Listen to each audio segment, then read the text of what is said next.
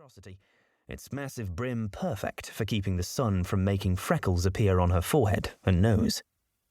Ordinarily, she wouldn't greet the august lady in such an undignified state, but the carriage was gliding toward the front portico now, out of sight, and she needed to stop the dowager before she became too settled and inform her mother-in-law that a house party was about to begin.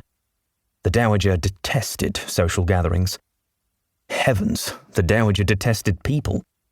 Vivi would never know how the woman could have produced a son as gregarious and magnetic and smoothly charming as Court. Although she was a woman grown of 26, the dowager never failed to make Vivi feel as if she were a girl in short skirts, in need of remonstration and the iron rule of a stern governess. What would she do if her mother-in-law insisted on remaining as a guest? They would have a veritable thundercloud looming over the entire affair, creating a pall. Not even the fine delicacies her chef cooked up, nor the endless entertainment she had devised, would lift. It would be an unmitigated disaster. Vivi's feet flew faster. She slipped in a side door and hastened to the entry hall, praying she wouldn't be too late. A flurry of "Your Graces" reached her as the tattered hem of her old grey gown swished about her boots and her soles clicked on the polished parquet. She stopped to find the housekeeper, Mrs. Porritt, approaching, with a chatelaine jingling at her waist. On her heels was the chambermaid, who had been directed to oversee the cleaning of all the bedchambers in the West Wing. Suppressing a sigh, Vivi turned her attention toward the capable housekeeper first, in deference to her position. "Yes, Mrs. Porritt? Shall I have the Duke's bedchamber aired out and freshened, Your Grace?" the housekeeper asked. The Duke? Her husband, the Duke. The man she hadn't seen in a year. The man whom she had loved since she'd been but a girl, meeting her older brother Percy's school chum for the first time. If only. But no. She had abandoned the hope that the man she had married would ever return to her. Court had left the morning after their wedding day, bidding her farewell when she had only just returned from a morning ride, and, as far as she knew, he had yet to come back to England.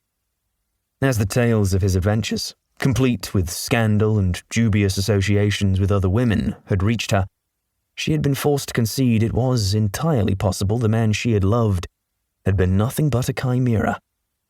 He was as lost to her now as Percy was. "Of course not, Mrs. Porritt," she declined, tamping down the accompanying sadness at the thought of her beloved brother. "His Grace is not in residence here at Sherborne Manor, as you know. Such an effort won't be necessary." "But, Your Grace," the staid housekeeper protested, in an unusual show of persistence. "Not now, if you please," Vivi interrupted, turning toward the chambermaid, ever cognizant of the arriving carriage and the need to address it and its occupant both. "Lumley, what do you require?" "The green bedchamber appears to have water damage, Your Grace," the maid said, her gaze darting between Vivi and the housekeeper.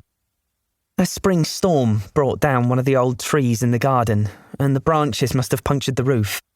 One of the girls has been to the attic, she has, and reports a fair bit of damage above, as well as the plaster below in the guest room." "Oh, not the green chamber," she muttered, for it was where she had been intent upon placing the meddling Marchioness of Featherstone. "How bad is it, Lumley?" "I'm sure I couldn't say the extent for myself, Your Grace," Lumley said, lowering her head with humility. "Perhaps Mrs. Porritt or Mr. Alderson might know better than I myself would."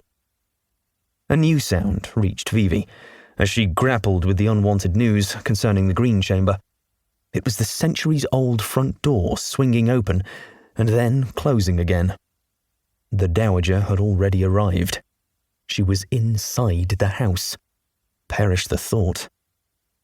Vivi took a deep breath, then exhaled, steeling herself for a confrontation with her mother-in-law, who had never failed to make her disapproval of, and eternal disappointment in, Vivi well known. For she believed Vivi was responsible for Court's defection, and, in a sense, she was not wrong.